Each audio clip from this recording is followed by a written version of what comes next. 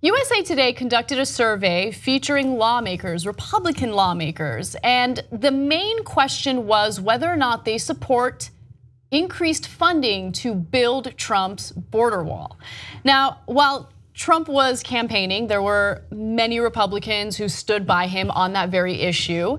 And now it turns out that the majority of the GOP is not in favor of spending taxpayer money to construct the wall. So let me give you the details. When asked by the USA Today network whether they support the president's initial $1.6 billion budget request to begin construction, only 69 of the 292 Republicans on Capitol Hill said yes. So the House approved $1.6 billion in startup funding as part of a broad national security spending package in July that included $658 billion for the Defense Department and $78 billion for the Department of Veterans Affairs. Now the wall funding was tacked onto the bill at the last minute, and the legislation passed the House with the support of only 5 Democrats. Keep in mind that 5 Republicans actually voted against the bill. And so I find this survey so interesting. By the way, there were some lawmakers who refused to answer or just didn't take part in the survey. 3 Republicans said they opposed the money. Several evaded a direct answer, and the rest simply refused to respond to the question.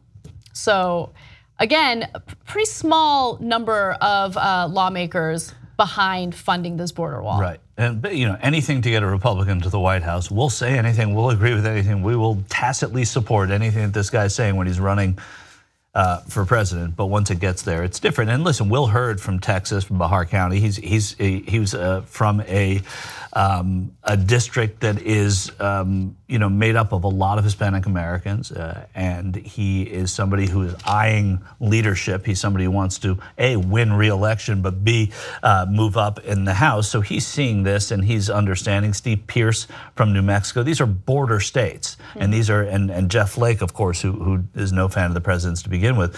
So hearing these voices is, it's, I think, inside what we believe, that nobody really believed that this was a great piece of policy, or by and large did. Trump's base did, right? Yeah, the people, the Republicans that went along, these sort of the dyed-in-the-wool Republicans who went along with him, the political veterans who went along with him, you never believed that they really believed in him. They just didn't want to have. They wanted to have a Republican in the White House at all costs, and that's what they got. That's what they got. Yeah, right. Well, sort of. I mean.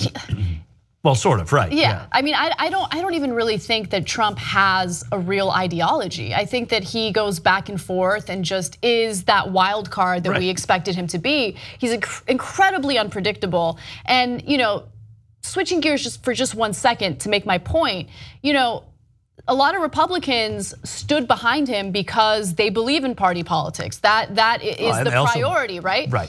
Yeah. And now there are people who are being implicated in this Russia investigation, and they're concerned about that. But here's the thing: I mean, if you are going to put your name behind a presidential candidate, if you are going to take a position as a White House staffer and you know that this individual is shady, then you're going to be involved in shady dealings. You might get investigated if Trump did make some sort of financial deal with the Russians, and the special counsel in this case, or the Pentagon, wants to do this investigation and figure out what's really going on, whether or not there was collusion or obstruction of justice.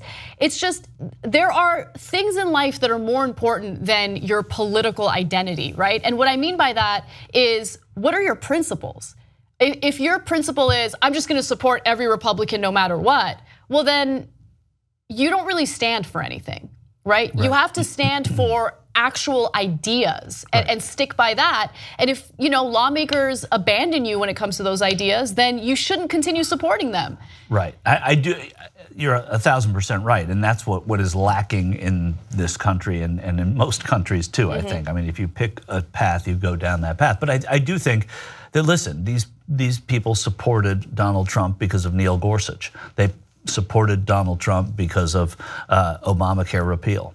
So you can, that little silly thing about the wall and those things he'd said about women, forget that. We're going to get Neil Gorsuch on the Supreme Court, and then we're going to get what we want in terms of social conservatism. So that there is hypocrisy, that everybody has to swallow a little bit of hypocrisy when you vote for someone for president too, right? I mean, there are things, you voted for Hillary Clinton for president, you weren't wild about her, but no, I was not wild about her at all. Yeah, no, but I know the RNC for me was a huge wake-up call. But what I'm saying is that at any time, right, if I'm wild about a candidate, if I can't wait to vote for Hillary Clinton, there are misgivings I have about it all the time. Everyone who I've ever voted for. No, don't get me wrong. I know that there's no such thing as a perfect candidate, but Trump was never specific about anything. Okay, he was specific about building a border wall and having Mexico pay for it, but when it came to the nitty gritty, like the details of how he would get Mexico to pay for it, he never had an answer.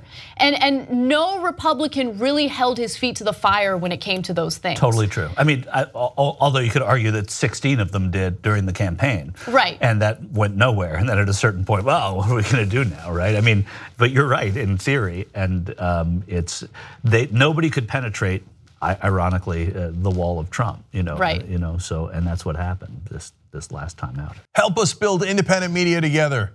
Come join us, tytnetwork.com/join.